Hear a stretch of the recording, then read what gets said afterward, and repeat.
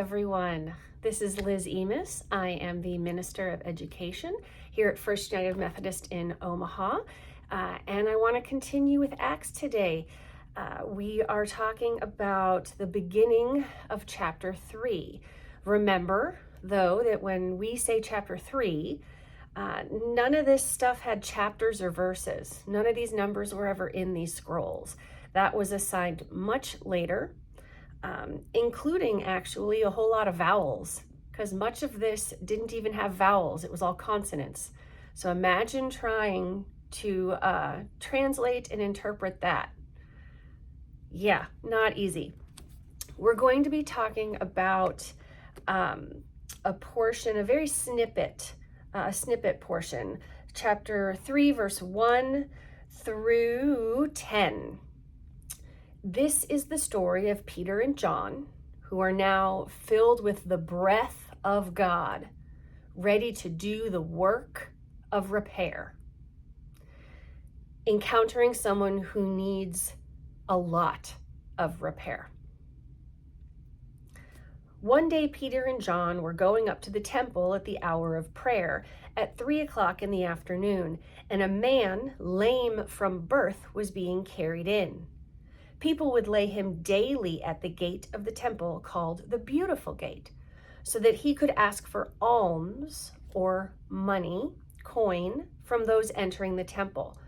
When he saw Peter and John about to go into the temple, he asked them for alms. Peter looked intently at him, as did John, and said, "Look at us." And he fixed his attention on them, expecting to receive something from them. But Peter said, "I have no silver or gold, but what I do have to give you, in the name of Jesus of Nazareth, stand up and walk." And he took him by the right hand and raised him up, and immediately his feet and ankles were made strong. Jumping up, he stood and began to walk, and he entered the temple with them, walking and leaping and praising God. All the people saw him walking and praising God, and they recognized him as the one who used to sit and ask for alms at the Beautiful Gate of the temple. And they were filled with wonder and amazement at what had happened to him.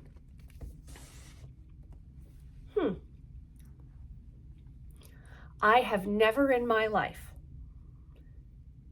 seen anyone walk up to someone suffering, infirmed, disabled. Some may use the word disabled or disfigured, or in need, in physical need like that, and say, "Get up and walk," and off they go.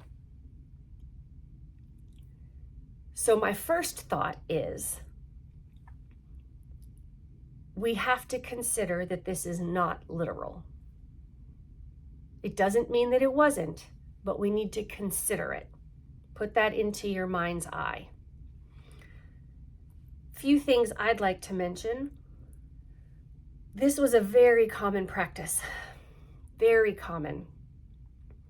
People who were infirmed or in need, experiencing injustice of some kind, needing repair, it was common for them to wait outside the temple where they knew people would be bringing their giving and ask for giving themselves. In fact, it was so common that Sacred Story says people would carry him from wherever he was staying to the front gate, which means this was so common for this person. There were a group of people who knew every morning they get up, they have something to eat or drink, and they go find this man and bring him to the temple, which then means there is some recognition of need among the Hebrews. And there is recognition of degrees of need among the Hebrews. So Peter and John should not have, and likely weren't surprised when they walked to the temple and they saw this man. And since it's happened more than once, they've probably seen this man many times. So my wonder and my amazement causes me to ask, Have they ever spoken to him before? Or are they doing it just now? And if so, what's compelling them to do that? Because they have no money. They have nothing to offer physically to this person to offer them economic justice.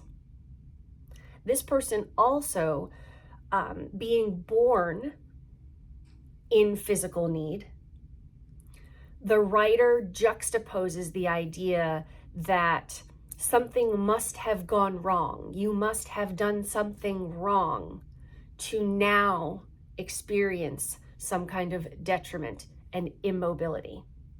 This person was born this way. And there is great beauty in that, as difficult as it may be, apparently, to get around. So for Peter and John to kneel down or to bend down and say, "Look at me," this is not surprising. And the gentleman doesn't seem to be surprised either. He looked right back, expecting to receive some kind of economic justice, because there was huge economic disparity due to empire and forced regime labor.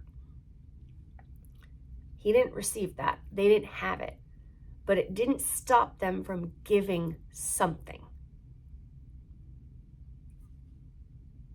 So what is it in giving this person the opportunity to move, to roam, to dance, to be free that they gave? I do not have the capacity to walk up to someone at the corner of 72nd and Cass with a sign saying, "Anything will be a help."